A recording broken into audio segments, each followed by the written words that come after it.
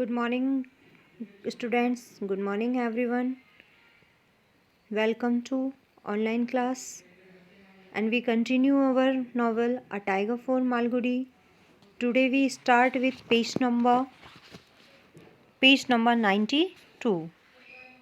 तो देखो बेटा, लास्ट डे हम लोगों ने इतना पढ़ लिया था कि जो कैप्टन जो है वह जग्गू से बहुत इम्प्रेस होता है, क्योंकि जग्गू जो था फिज़िकल अपीयरेंस में बहुत ज़्यादा मजबूत था और बहुत सारा काम जो था वो अकेले ही कर लेता है। और वह मदन को ये कहता है कि अगर तुम्हारा जब काम मूवी वाला कंप्लीट हो जाए तब जो है तुम जग्गू को मुझे दे देना। तो कैप्टन से मदन कहते हैं कि हाँ, एक बार मेरे रिटैक्स वगैरह सारे कंप्लीट हो जाएंगे तो मैं उन्हें तुम्हें दे दूंगा। और फिर वह उस समय के बारे में बताता है जब वह पहली बार उसने जग्गू को देखा था और कैसे उसने जग्गू को अपनी मूवी में लेने का विचार बनाया था। तो यहाँ पर हमने ये देख लिया था कि जो मदन है वह जग्गू की वाइफ को और जग्गू को यह कहता है कि वह उन्हें 500 पर मंथ देगा जब तक कि वह मूवी कंप्लीट नहीं हो जाती है। और वह जग्गू से अपनी मूवी में रिटैक्स और अब मूवी में जो शूटिंग का काम है वह जो करवाएगा, और वो लोग एग्री हो जाते हैं। इतना हमने पढ़ लिया था। अब उसके आगे वाला पार्ट जो है वो हम अब स्टार्ट करेंगे। सो देखिएगा, they were seated on folding chairs in the shade of a large banyan tree. कि वो सभी लोग जो थे वह पेड़ की छाया में, जो फोल्डिंग कुर्सियाँ होती हैं, चेयर्स होती हैं फोल्ड करने वाली, उन फोल्डिंग चेयर्स पर वह सभी जो हैं वो बैनियान ट्री यानी बरगद की पेड़ की छाया के नीचे वो सभी लोग जो थे वो फोल्डिंग कुर्सियों पर बैठे हुए थे। Captain looked happy and relaxed. Captain जो था वह खुश और राहत से भरा हुआ महसूस कर रहा था, दिखाई दे रहा था। Much to mother's relief, very different from what to be seemed at the circus ground. यहाँ देखिए, आगे ये बताया है कि कैप्टन भी खुश और आराम में लग रहा था, विशेष रूप से मदन के आराम से। वह जैसा वे सर्कस मैदान में लग रहा था वह उससे बिल्कुल अलग दिखाई दे रहा था। इस समय जैसा कैप्टन सर्कस के मैदान में दिखाई देता था उससे वो बिल्कुल डिफरेंट इस समय दिखाई दे रहा था। Madan asked, would you like a cup of coffee, T और फ्रूट जूस। तो मदन जो है वो कैप्टन के मूड को देखकर उससे पूछता है कि क्या आप चाय, कॉफ़ी, फल या जूस कुछ लेना चाहेंगे। Then captain replied that you have all that here too. Captain exclaimed patronisingly. अब यहाँ देखिए, ये कहा है कि वह मतलब पैट्रोनिजिंगली के साथ यहाँ बताया है कि मतलब कैप्टन जब ये बात सुनता है कि अब आपको पता है कि शूटिंग कहाँ की जा रही थी, जिंजर फील्ड्स को शूटिंग पर्पस से तैयार किया गया था। तो जैसे ही वहाँ पर मदन उसे ऑफर करता है कि आप चाय, कॉफ़ी, फल जूस कुछ लेना चाहेंगे, तभी कैप्टन जो है वो बहुत ही कृपा भाव से या बहुत अभिभूत होकर जो है वो चौंकने वाला भाव भी था और बहुत अभिभूत होकर उससे पूछता है कि यहाँ क्या ये सारी चीज़ें यहाँ सब उपलब्ध हैं। Then Madan say that first things I arranged to have was the canteen over there, where you see the smoke. Otherwise, no work would go on here. They will be going out all that time for a refreshing drink. For stronger refreshment, they have a tram. Fortunately for us, a mile out of here. अब यहाँ देखिए, तो मदन ये कहते हैं कि सबसे पहला काम मैंने यहाँ शूटिंग स्टार्ट करने से पहले जो सबसे पहला काम मैंने यहाँ पर अरेंज किया था वह था मैंने यहाँ सबसे पहले कैंटीन का अरेंजमेंट करवाया। आप वहाँ दूर देखिए, आपको धुआं दिखाई दे रहा है। ये धुआं जहाँ से आ रहा है ये कैंटीन से ही आ रहा है, क्योंकि ऐसा मुझे लगता है कि अगर मैंने यहाँ कैंटीन को अरेंज नहीं करवाया होता तो यहाँ पर किसी भी प्रकार का काम करना आसान नहीं था, क्योंकि लोग जो थे वो हमेशा कुछ ना कुछ खाने और पीने के लिए हर समय बाहर ही आते जाते रहते। और सबसे बड़ी बात यह है कि मैंने यहाँ वर्क करने वाले लोगों की स्थिति को जो है अच्छा रिफ़्रेश बनाए रखने के लिए मैंने यहाँ पर जो है वाइन, शराब और ड्रिंक वगैरह का भी मैंने अच्छे से इस्तेमाल जो है ट्वेंट का यहाँ पर यानी कि जो शराब वगैरह है उसका भी, शराब घर का भी मैंने यहाँ पर इंतज़ाम किया है। और आखिरकार आगे देखिए ये भी बताया है कि हमारी किस्मत से यहाँ 1 मील दूर जो है वह 1 मील दूरी ही है जिससे जहाँ पर आराम से जो है वो शराब, खाना वगैरह सारी चीज़ें और कैंटीन में खाने पीने का इंतज़ाम भी है। तो सारी चीज़ें मैंने यहाँ अरेंज करवाई है। Where I believe they gather at the end of the day I don't let them leave this sport during their working hours.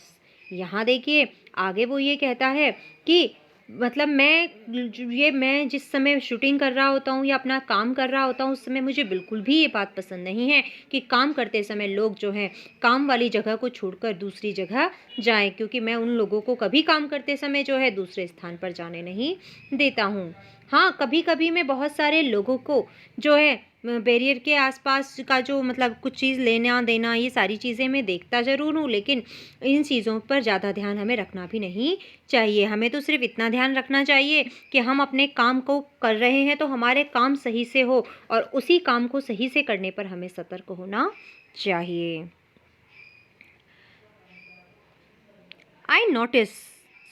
Through some time I noticed some transactions going to across the barrier at the back of the lot. ये तो मैंने आपको पढ़ा दिया है कि मतलब मैंने कई बार लोगों को इधर उधर सामान जो है वो देते हुए बैरियर के पार से देखा है, लेकिन मैंने इनको इतना ज़्यादा जो है नोटिस नहीं किया। डोंट नोटिस टू मच, क्योंकि हमें इन सारी चीज़ों पर ध्यान ज़्यादा नहीं देना चाहिए। You must now when not to be observant. सबसे बड़ी चीज़ ये है कि हमें सिर्फ इन चीज़ पर ध्यान देना चाहिए कि हमें कब सतर्क होना है और कब नहीं, यानी कि जिस पर ज़रूरत है वहीं पर हमें ज़्यादा सतर्कता या फिर ज़्यादा जो है वह अपना ऑब्जर्वेशन बनाए रखने की ज़रूरत है। I have a team of about 100 at work. I find all sorts of problems. I can't be too strict or rigid as long as they do their work. I try not to look too closely. यहाँ पर वो आगे कहते हैं कि देखो मेरे पास काम करने वाले लोगों की कम से कम 300 लोगों की लगभग टीम यहाँ पर काम पर लगी हुई है। मुझे हर प्रकार की समस्या का मुझे पता लगाना होता है कि किस इंसान को क्या समस्या है, और जब तक ये लोग काम करेंगे तब तक जो है मैं इनके साथ जो है ज़्यादा ना तो सख्ती बरत सकता हूँ, ना इनके साथ जो है मिसबिहेव में कर सकता हूँ। इसीलिए मैं सिर्फ इनकी हर एक्टिविटी पर ज़्यादा ध्यान ना देकर सिर्फ इनके काम करने के तरीके पर ध्यान देने के बारे में सतर्कता पर ज़्यादा ध्यान रखता हूँ। आफ्टर दैट देखिए, captain was relaxed. Madan felt expensive and said, "You will be welcome to come and spend too much time as you like here. You look more happy here." Captain जो था इन बातों को सुनने के बाद बहुत राहत महसूस कर रहा था। मदन भी उससे अब फ्रेंडली जो है वो बिहेव करते हुए उससे कहने लगता है कि आप जब भी चाहें यहाँ शूटिंग के लिए आ सकते हैं या शूटिंग देखने के लिए आ सकते हैं। आप जितना समय चाहें यहाँ रुक सकते हैं और आराम कर सकते हैं, क्योंकि यहाँ मुझे आप सर्कस से ज़्यादा खुश दिखाई देते हैं। ऑलवेज वेलकम ऑफ यू, कि हमेशा आपका स्वागत है यहाँ पर। The makeup and costume section was in one of huts, and it could hardly hold the makeup man and his assistants as Jaggu stood in the center. यहाँ देखिए अब अगला सीन जो है वह है कि मतलब जो हीरो है जग्गू से तैयार किया जा रहा है। मेकअप रूम है, मेकअप रूम के अंदर मेकअप रूम जो था एक झोपड़ी सा एक हिस्सा है, सेक्शन, उसमें मेकअप रूम बनाया गया है, जहाँ मेकअप रूम के अंदर जग्गू जो है वो बीच में खड़ा हो जाता है। लेकिन जैसे कि आपको पहले ही बता दिया कि जग्गू की जो अपीयरेंस थी वो बहुत ही ज़्यादा स्ट्रॉन्ग थी, तो जो मेकअप मैन है या दूसरे लोग जो थे उनके लिए उसे टच कर पाना और उसे छू पाना बहुत थोड़ा सा कठिन महसूस होता है। He was fitted with a leopard skins covering, which was strapped across his shoulder.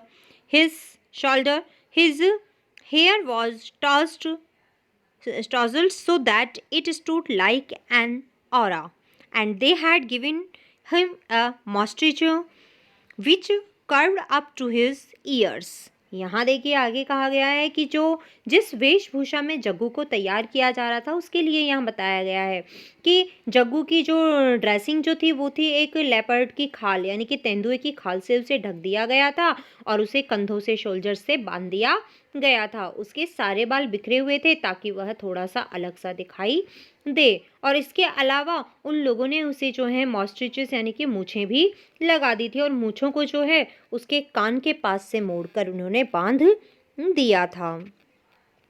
They had been a controversy among the makeup men whether the end should curve down in.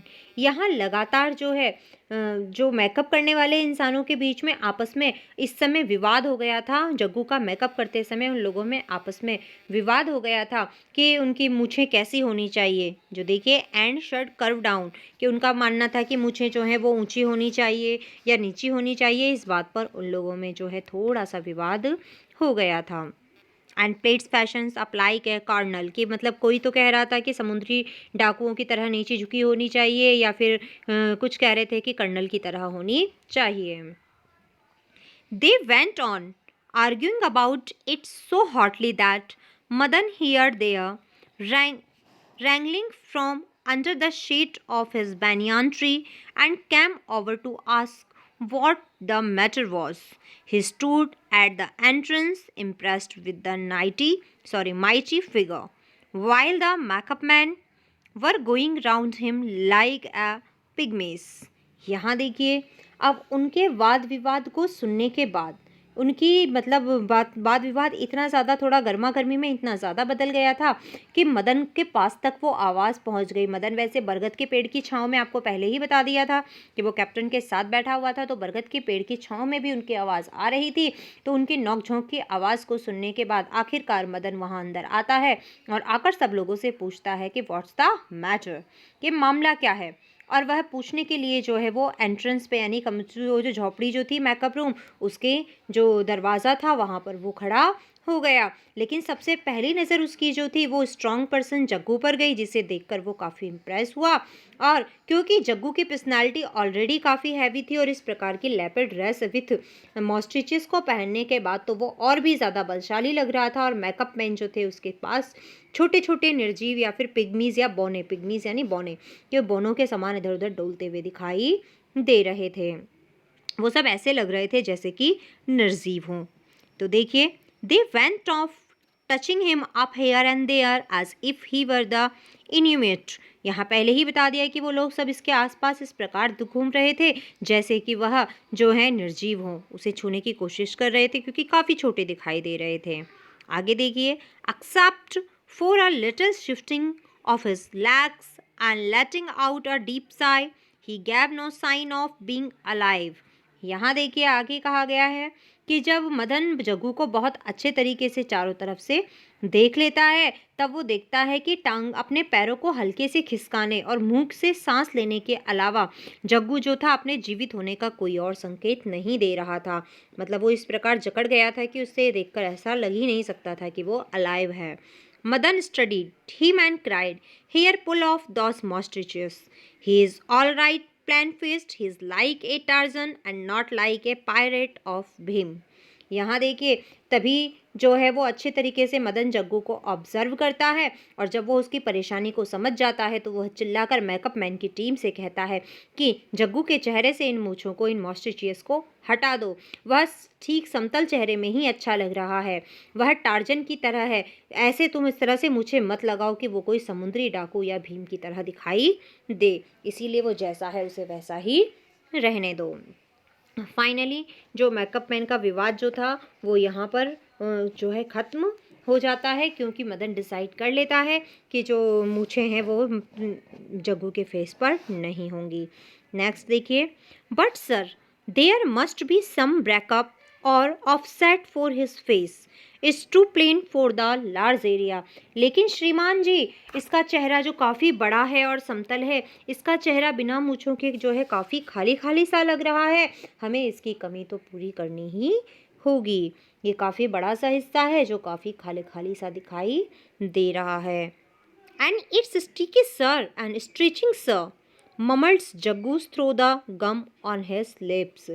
तभी देखिए, तभी वो कहता है कि ये बहुत चिपचिपा है श्रीमान, और इससे मुझे बहुत ईचिंग या खुजली भी हो रही है। ये बात जग्गू कहता है क्योंकि उसके होठों पर मूछें लगाने के लिए जो गम चिपका हुआ था या गोंद जो चिपका दिया था, उसे देखकर कहता है कि ये तो बहुत ही चिपचिपा और खुजली करने वाला है, यानी इसे लगाने के बाद तो मुझे खुजली हो रही है श्रीमान।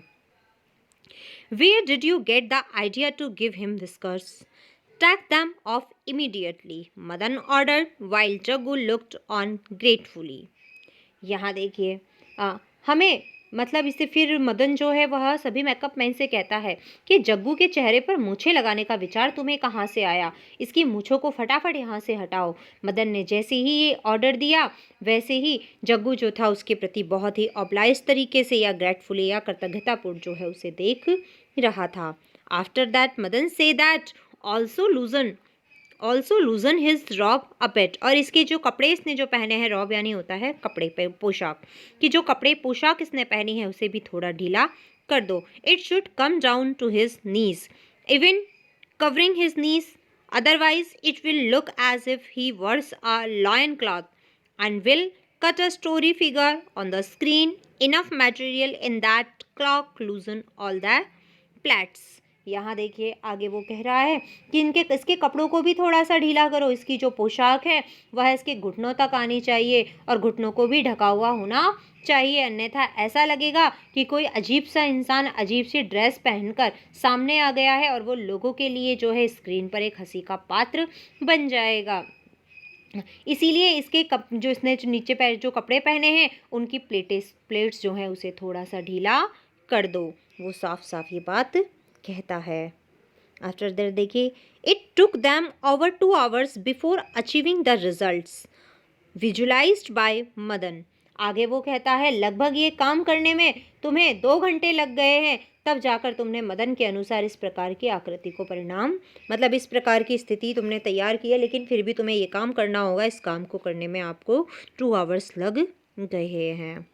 Pulling out the moustache was ticklish literally and Jaggu moaned and wriggled and was reprimanded by Madan's assistant supervising the operation. आखिरकार मदन की बात को माना गया, मदन की बात पर ध्यान दिया गया और उसी की बात को ध्यान देने के लिए सबसे पहले तो जग्गू के फेस से जो मॉस्ट्रिचियस थी, जो मूछें थी, उन मूछों को हटाया गया। जब जैसे ही मूछों को जग्गू के चेहरे से हटाया गया तभी जो थी उसके चेहरे पर मूछों को खींचने से एक अजीब सी सनसनी या गुदगुदी सी हुई और दर्द सा हुआ, जिसके कारण जग्गू जो था वो दर्द से अब कराह रहा था या छटपटा रहा था। मदन के द्वारा जो है मदन के सहायकों के द्वारा उसे जो है बहुत तेज फटकार लगाई गई या उसे बहुत तेज डांटा गया, क्योंकि वो देख रहा था कि जग्गू जो है थोड़ा सा ओवर रिएक्ट कर रहा था। Finally at about 9 o'clock the hero was ready, properly painted and costumed, his hair done up in proper style. Madan and his assistant stood around, gazing and commenting. आखिरकार लगभग रात के 9 बज रहे थे, सॉरी रात के नहीं, आखिरकार लगभग 9 बजे, क्योंकि यहाँ जो है रात और दिन को मेंशन नहीं किया गया है, इसीलिए मैंने फिर से उसे कट आउट किया कि देखिए आखिरकार 9 बज रहे थे और 9 बजे तक हमारा जो हीरो था वो बन तैयार हो चुका था। उसे अच्छी प्रकार से रंग दिया गया था, ढंग से कपड़े पहना दिए गए थे, उसके बालों को सजा दिया गया था और लास्ट तक उसको अच्छी तरीके से जैसा वो लोग चाहते थे एज अ मूवी उसे पूरी तरह से तैयार कर दिया गया था। मदन और उसके सहायक जो थे अभी मदन को देख रहे थे और कमेंटिंग यानी टिप्पणी कमेंट कर रहे थे कि कुछ कमी है या कुछ सब कुछ ठीक है। Madan looked satisfied an hour और more wasted because of the moustache. Madan जो था अब काफ़ी ज़्यादा सेटिस्फाई लग रहा था, संतुष्ट लग रहा था। वैसे 1 घंटे से ज़्यादा का समय उन मूँछों को लगाने और उखाड़ने के कारण बर्बाद हो चुका था। I don't know where they got. Turn the page, page number 94.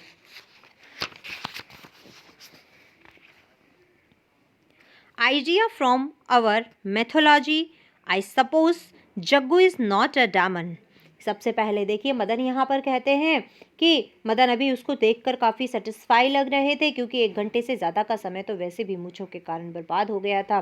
फिर वो उन लोगों से कहते हैं मेकअप मैन से, मुझे नहीं पता कि आप लोगों के मन में इसके चेहरे पर ये मूँछें लगाने का विचार कहाँ से आया। मुझे नहीं समझ में आया कि आपको ये विचार कहाँ से आया। शायद हो सकता है कि हमारे जो मैथोलॉजी हैं या हमारी जो पुराण हैं या पुराने ग्रंथ हैं, हो सकता है आपके दिमाग में ये विचार वहाँ से आया हो। लेकिन मैं आपको बताऊं, जग्गू कोई राक्षस नहीं है। Jaggu was not a demon, कि वो कोई राक्षस तो नहीं था, तो इसीलिए वो कहते हैं Jaggu is not a demon. We must establish him are normal human being. हम सभी को, जग्गू को जो है एक साधारण इंसान की तरह, एक सामान्य मानव की तरह ही हमें स्क्रीन पर दिखाना होगा। And characters will whiskers repels particularly women and children.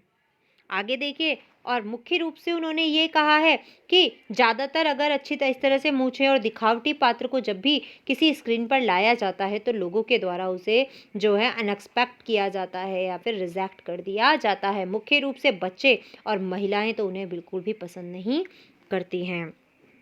Then he say that Polanski has explained somewhere. Who is Polanski?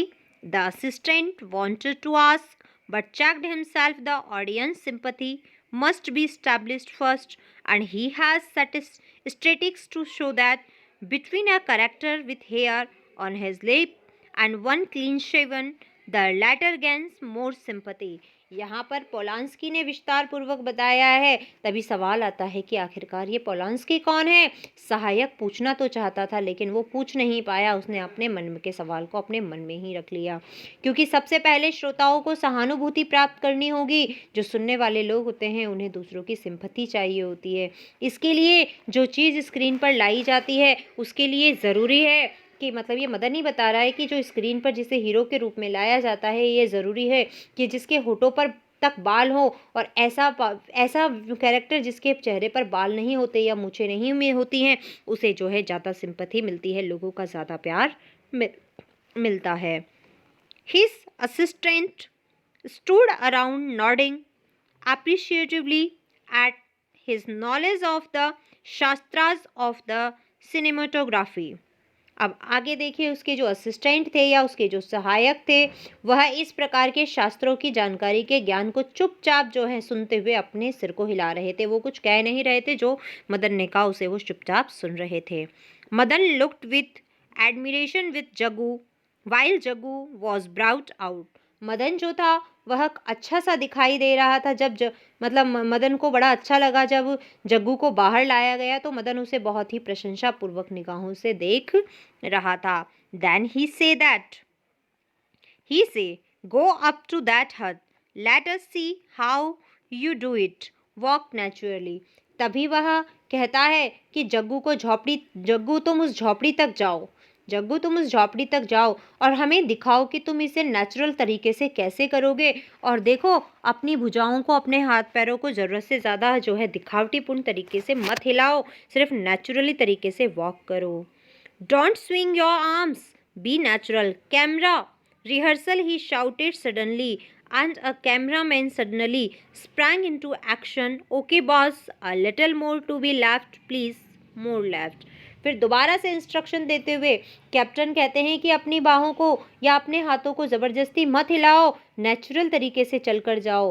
फिर से हम कैमरा को फिर से रिसाइट करते हैं और फिर वो वापस से चिल्लाता है कि ओके फिर से करो, थोड़ा सा साइड हो जाओ कृपया, थोड़ा और फिर से स्टार्ट करो, लेकिन everything start with natural act की, जो भी तुम्हें स्टार्ट करना है उसे नेचुरल एक्ट की तरह ही शुरू करना है। तो बेटा आज के लिए इतना ही। इससे आगे वाला पार्ट जो है वो हम नेक्स्ट वीडियो में करेंगे।